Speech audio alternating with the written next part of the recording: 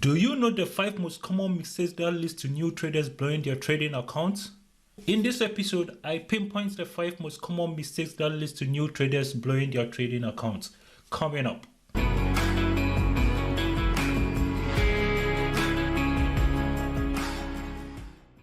There are so many mistakes new traders could make.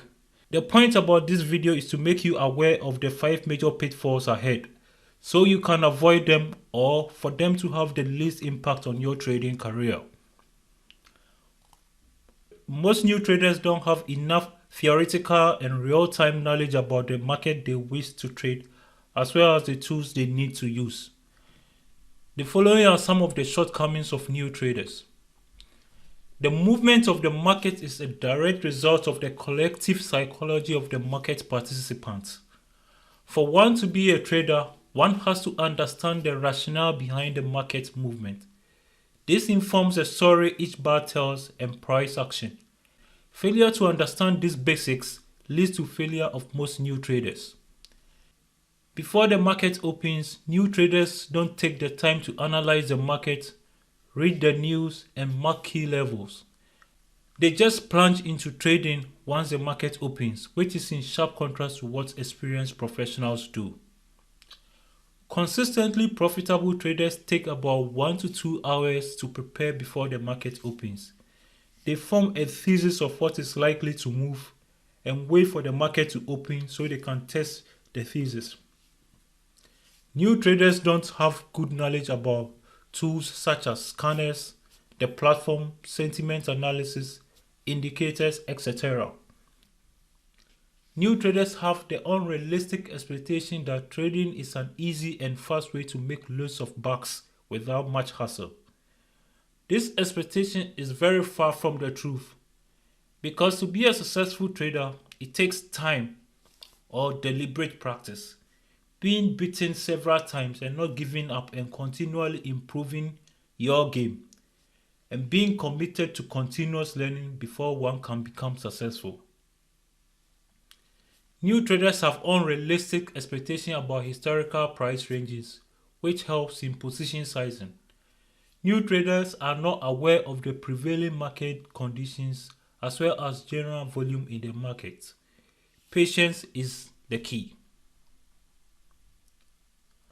As the saying goes, failing to plan is planning to fail.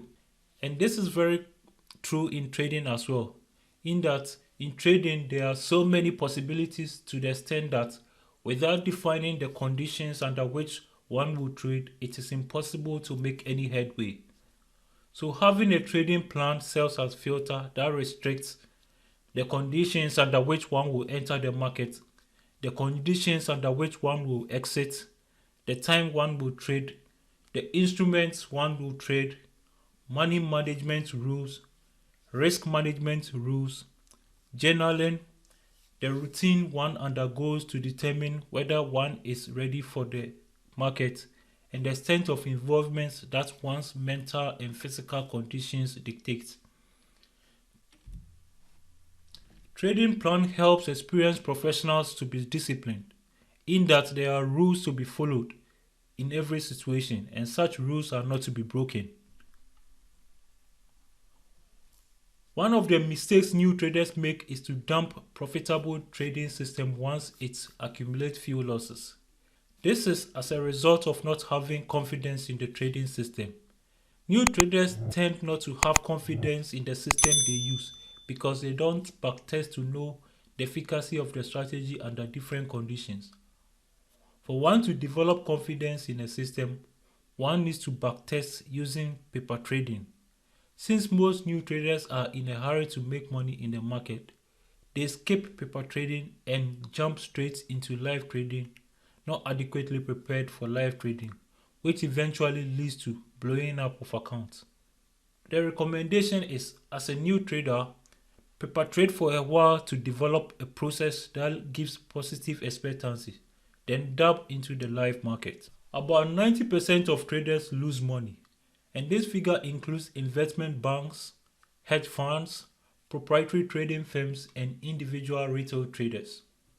So this should tell you that the failure rate for individual retail traders should be very high, because Trading pitches retail traders against the brightest brains and supercomputers. And this should give a picture about the level of performance required for one to be a successful trader.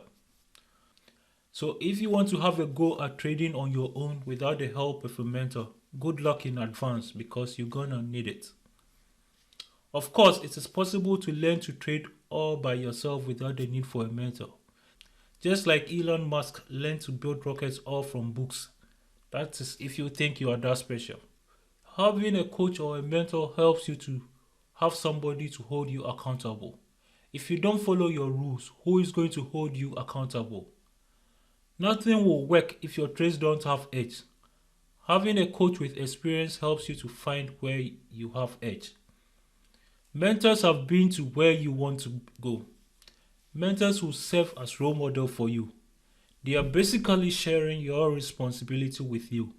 Most mentors have traded for a very long time. They have seen the mistakes people make, the patterns, the routines, the habits that leads to success as well as failures. It's not easy to lose money as a new trader. You keep asking yourself, when is this going to end? And that is where the emotional support mentors provide can be handy. The challenge is not being able to find a genuine mentor. Some are worried about not being able to afford the cost of a mentor as well. There would be another video to throw more light on this issue.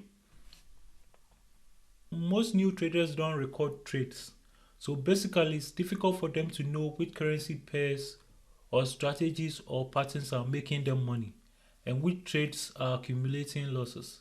And because some traders don't keep records, they don't know and which setups to avoid, and they don't know when it is appropriate to scale in. They end up scaling in prematurely, which ends up with them blowing up their account. When something happens with your broker, you have a proof. It helps to calibrate every step of your trade.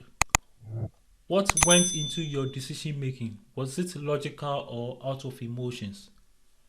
Recording trades helps you analyze trading opportunities you executed as well as opportunities you didn't execute but ended up making money. Example of screen recorders include OBS Studio, which can be downloaded free of charge, or Camtasia, which is paid. Was the trade in your trading plan? Why was the trade taken? Was criteria met? If you have minimum requirement of 3 confluences, were they met? You want to consider factors such as fundamentals, technical, risk parameters, money management, etc.